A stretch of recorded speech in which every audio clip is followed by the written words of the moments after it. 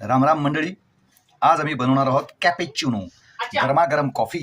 त्यासाठी दूध घेतलेलं आहे, एका बाटलीमध्ये कॉफी घेतलेली आहे, साखर घेतली आणि थोडंसं कोमट पाणी घेतलेलं आहे आणि खिडकीतून लपून बघत आहेत अवधूत, ज्यांनी आम्हाला कॉफी दिलेली आहे। आणि आज कॉफी हलवण्याचं काम करणार आहे मनवा, कैवल्य, मुक्ता नाही तर गौराक्का। आणि गौराक्का आपली ताकद वापरून बाटली जोर जोरात हलवत आहे, नसलेली ताकद वापरून। गरमागरम कॉफी असल्यामुळं कॉफी ठेवलेली आहे, कॉफीसाठी दूध ठेवलेलं आहे गॅसवर आणि अशा रीतीनं फेसाळलेल्या कॉफीचा फेस तयार करण्यासाठी आम्ही बाटली जोर जोरात हलवत आहोत। अशा पद्धतीनं संपूर्ण बाटली भरून फेस तयार झालेला आहे। अशी कॉफी फेटण्याकरता आपण मिक्सरही वापरू शकतो, चाळणीनेही असं काम करता येतं, असे व्हिडिओ बघितलेले आहेत। परंतु हा बाटलीचा प्रयोग आम्हाला जास्त सोपा आणि सुटसुटीत वाटतो। फेसाळलेली कॉफी पिण्याकरता सज्ज व्हा।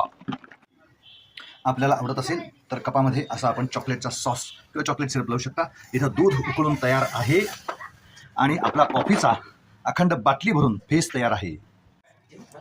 कपामध्ये कॉफी ओतलेली आहे, दूध ओतलेलं आहे आणि त्याच्यावर अशा पद्धतीनं हा कॉफीचा जो फेस आहे, हा फेस आपण घ्यायचा आहे आणि तयार आहे आपली फेसाळलेली कॉफी, ज्याला कॅपेचिनो असं म्हणतात। आपल्याला हवा तेवढा फेस आपण या ठिकाणी कॉफीवर टाकून घ्यायचा आहे, चमचा घालून छानपैकी ढवळायचा आहे आणि तयार आहे भरपूर असा फेस असलेली आपली फेसाळलेली कॉफी, कॅपेचिनो।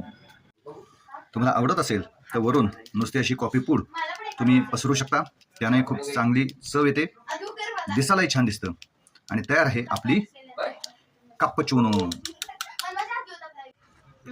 छान आहे, कॉफीची जशी टेस्ट असायला हवी आणि तशीच आहे। प्रतिक्रिया देतात कैवल्य, नेहमीसाठी इच्छा। अरे पिऊन तर बघा ती,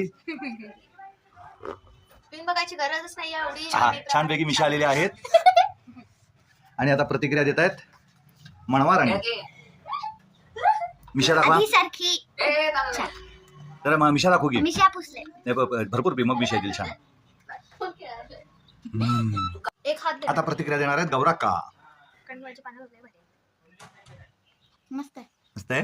अशा रीतीनं आपण आपल्या घरी कॉफी बनवा, मुलांनाही बनवायला सांगा आणि कॉफीचा आनंद घ्या।